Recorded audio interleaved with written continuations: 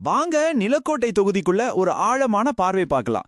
இது வெறும் அரசியல் கட்சிகளை பத்தின ஒரு அலசல் இல்ல, தரவுகளோட உதவியோட ஒரு தொகுதியோட இதய துடிப்பை நாம புரிஞ்சுக்க போறோம். தலைவர்களை ஒதுக்கி வச்சுட்டு மக்களோட உண்மையான தேவைகள் என்ன, ஒரு நல்ல ஆட்சிக்கான பாதை எதுன்னு தேட போறோம். வாங்க இந்த ஆய்வுக்குள்ள அங்கலாம். பாருங்க, தமிழ்நாடோட வரைபடத்துல இங்க தான் இருக்கு நிலக்கோட்டை.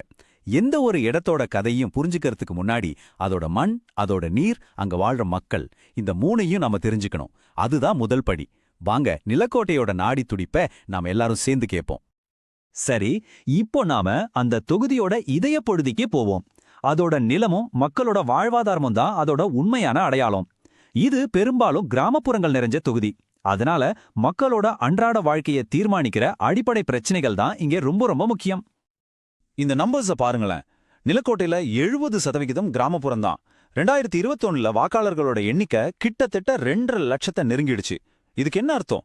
இந்த தொகுதியோட ஆன்மாவே அதோட கிராமங்கள்ல தான் இருக்கு. நகரங்கள் வளரலாம், ஆனா கிராம மக்களோட குரல் தான் இங்க அரசியலோட திசையே தீர்மானிக்குது.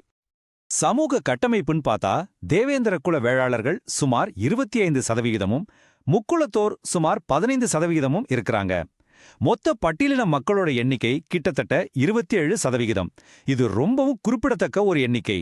மத்த பிற்படுத்தப்பட்ட வகுப்பினரோட ஆதரவு தான் இங்க வெற்றி தோல்வியை தீர்மானிக்கிற ஒரு முக்கியமான சக்தியா இருக்கு. அவங்களோட நிலைப்பாடு தேர்தலுக்கு தேர்தல் மாறக்கூடியது. நிலக்கோட்டையோட கதைய அதோட மண்ணிலையும் தண்ணிலும் தான் எழுதியிருக்கு. ஆனா ஒரு பெரிய பிரச்சனை என்னன்னா, அந்த கிணறு இப்போ வற்றி கொண்டிருக்கிறது. விவசாயத்தையும் அன்றாட வாழ்க்கையும் பாதிக்கிற தண்ணீர் பற்றாக்குறை இங்க ஒரு பெரிய பதற்றத்தை உருவாக்கி வச்சிருக்கு. இது வெறும் பிரச்சனை இல்ல, இது ஒரு நெருக்கடி.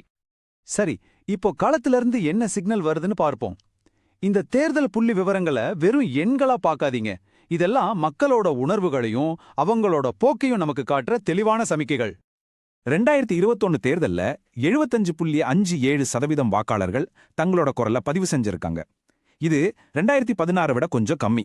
சின்ன சரிவுதான் நினைக்கலாம், ஆனா அதுக்குள்ள ஒரு பெரிய அர்த்தம் இருக்கு. வாக்காளர்கள்ல ஒரு பிரிவினர் இந்த அமைப்புல இருந்து விலகி போயிருக்கலாம், இல்லனா ஒரு விரக்தியில இருக்கலாம்னு இது காட்டுது. இங்க பாருங்க, இது ரொம்ப சுவாரஸ்யமான ஒரு விஷயம். அதிமுகவோட வெற்றி வித்தியாசம் 2016ல சுமார் 15,500 ஓட்டுகள். ஆனா 2021ல அது கிட்டத்தட்ட 27,600 அதிகரிச்சிருக்கு. பார்த்த உடனே இது ஒரு பெரிய வெற்றியா தெரியலாம். ஆனா இந்த நம்பர் எதை மறைக்குது? ஓட்டுப்பதிவு கொஞ்சம் குறையும் போது வெற்றி வித்தியாசம் மட்டும் எப்படி இவ்ளோ அதிகமாகுது? இந்த வெற்றிக்குள்ளேயே வாக்காளர்களோட அதிருப்தி மறைஞ்சிருக்கா? நாம இத பத்தி யோசிக்கணும். இதுதான் களத்தோட நிதர்சனம். மே 2025ல நிலத்தடி நீர் மட்டம் 6.5 மீட்டருக்கும் கீழே போயிருக்கு. இது ரொம்ப கடுமையான நிலத்தடி நீர் நெருக்கடிக்கான நேரடி அறிகுறி. இந்த எண் விவசாயிகளோட குடும்பங்களோட தினசரி போராட்டத்தை நமக்கு அப்பட்டமா காட்டுது. இது வெறும் புள்ளி விவரம் இல்ல, இது மக்களோட கண்ணீர். ஒரு ஜனநாயகத்துல பேசுற குரலுக்கு மட்டும் இல்ல, பேசாத மௌனத்துக்கு கூட ஒரு அர்த்தம் இருக்கு, ஒரு கணம் இருக்கு. தகவலோட பேசுறது ஒரு குடிமகனோட பொறுப்புன்னா, அந்த குரலை காது கொடுத்து கேட்கறது அரசாங்கத்தோட கடமை. நாம பார்த்த இந்த எல்லா தரவுகளும் மக்களோட குரல் தான். அந்த குரலுக்கு மதிப்பளித்து அவங்க கண்ணியத்தை உறுதி செய்யறது தான் நல்லாட்சியோட அஸ்திவாரம். இதுவரைக்கும் என்ன நடந்ததுன்னு பார்த்தோம். இனி ஏன் இப்படி நடக்குதுன்னு ஆழமா பார்ப்போம். மக்களோட இந்த அதிருப்திக்கான அடிப்படை காரணங்கள் என்ன? இங்க நாம தனிப்பட்ட தலைவர்களை பத்தி பேசல, ஒட்டுமொத்த அமைப்பும் ஏன் தோல்வி அடையுதுன்னு புரிஞ்சுக்க முயற்சி பண்றோம். அப்போ நிலக்கோட்டை மக்களோட கோபத்துக்கு உண்மையான மூல காரணங்கள் என்ன? இந்த கேள்விக்கான பதில தேடுறது தான் நம்மளோட அடுத்த கட்டம். இது ஒரு நேரடியான கேள்வி, ஆனா அதுக்கான பதில் ரொம்பவே சிக்கலானது. பொதுவா மக்களோட கோபத்துக்கு பின்னால 4 முக்கியமான காரணங்களை சொல்லலாம். 1, சாதி ரீதியான விலகல். சில வன்முறை சம்பவங்களுக்கு பிறகு தலித் சமூகம் தங்களை யாருமே கண்டுக்கல, கைவிட்டுட்டாங்கன்னு உணருது. 2வது, வளர்ச்சியில் இருக்கிற இடைவெளி. தண்ணீர், ரோடு, கரண்ட் மாதிரி அடிப்படை வசதிகள் இல்லாதது கிராமத்துக்கும் நகரத்துக்கும் நடுவில் ஒரு பெரிய பிளவை உண்டாக்குது. 3வது, வேலையில்லா திண்டாட்டம். இளைஞர்களுக்கு விவசாயம் தாண்டி வேற வேலைகள் இல்ல. 4வது, நலத்திட்டங்கள் மேல ஒரு வித சோறு வந்துருச்சு. மக்கள் இலவசங்களை தாண்டி நிலையான தீர்வுகளை எதிர்பார்க்கறாங்க. இதோ சில உதாரணங்கள். வாக்குறுதி கொடுத்த நீர்ப்பாசன திட்டங்கள் இன்னும் பேப்பர்ல தான் இருக்கு. கிராமத்து ரோடுகள் ரொம்ப மோசமான நிலையில இருக்கு. ரேஷன் கடைகள்ல பொருட்கள் பற்றாக்குறை. ஸ்கூல்ல சுகாதார வசதிகள் சரியா இல்ல. சட்டம் ஒழுங்கு மேலையும் ஒருவித அச்சம் அதிகமாகிட்டே வருது. இதெல்லாம் நிறைவேற்றப்படாத வாக்குறுதிகளோட ஒரு நீண்ட பட்டியல். இதுதான் மக்களோட கோவத்துக்கு உண்மையான காரணம். சரி, பிரச்சனைகளை பத்தி பேசினது போதும். இப்போ தீர்வுக்கான வழியை பார்ப்போம். மக்கள் மேல மறுபடியும் நம்பிக்கையை ஏற்படுத்தி உண்மையான மாற்றத்தை கொண்டு வரணும்னு நினைக்கிற எந்த ஒரு தலைவருக்கும் இது ஒரு தெளிவான செயல்படுத்தக்கூடிய ஒரு செயல் திட்டம். நாங்க இத சதுர்முக கோட்பாடுன்னு சொல்றோம். இது ஒரு 4 முனை வியூகம். முதல் முனை சிவன் மாதிரி ஒரு ஆக்ரோஷம், அநீதியையும் ஊழலையும் வெளிச்சம் போட்டு காட்டணும். இரண்டாவது விஷ்ணு மாதிரி ஒரு ஸ்திரத்தன்மை, நலத்திட்டங்கள் தொடர்ந்து நடக்கும்னு மக்களுக்கு நம்பிக்கை கொடுக்கணும். மூன்றாவது பிரம்மா மாதிரி ஒரு புதுமை, டெக்னாலஜியை வச்சு புதிய தீர்வுகளை கொண்டு வரணும். நாலாவது துர்க்க மாதிரி ஒரு பாதுகாப்பு, பெண்களுக்கும் ஒடுக்கப்பட்டவங்களுக்கும் முழுமையான பாதுகாப்புக்கு உத்தரவாதம் கொடுக்கணும். இந்த நாளும் சமநிலையில இருக்கணும்.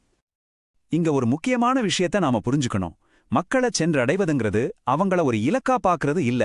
அது அவங்க கண்ணியத்தை மதிச்சு அவங்களோட சம்மதத்தோட நம்பிக்கைய சம்பாதிக்கிறது. இந்தியாவோட புதிய தரவு பாதுகாப்பு சட்டங்களும் இதத்தான் சொல்லுது. தனிநபரோட தனியுரிமைக்கு நாம மதிப்பளிக்கணும். எந்த ஒரு மக்கள் தொடர்பு உத்தியும் இந்த அடிப்படையில தான் இருக்கணும்.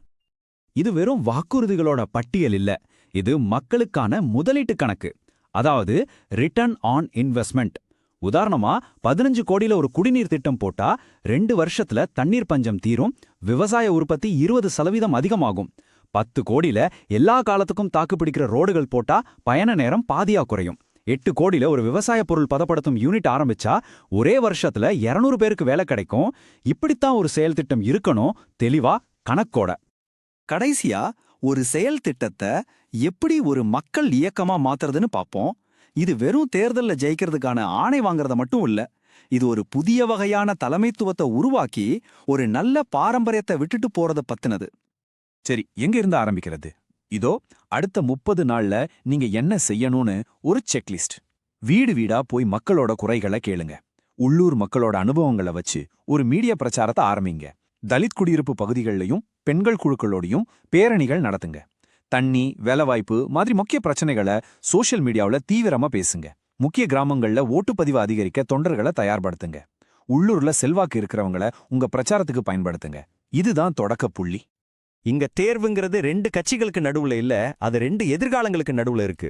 ஒன்னு இதே மாதிரி தொடர்ச்சியான புறக்கணிப்பு, இன்னொன்னு ஒவ்வொரு குடும்பத்தையும் கைதூக்கி விடுற நோக்கத்தோட செயல்படுற ஒரு நல்லாட்சி.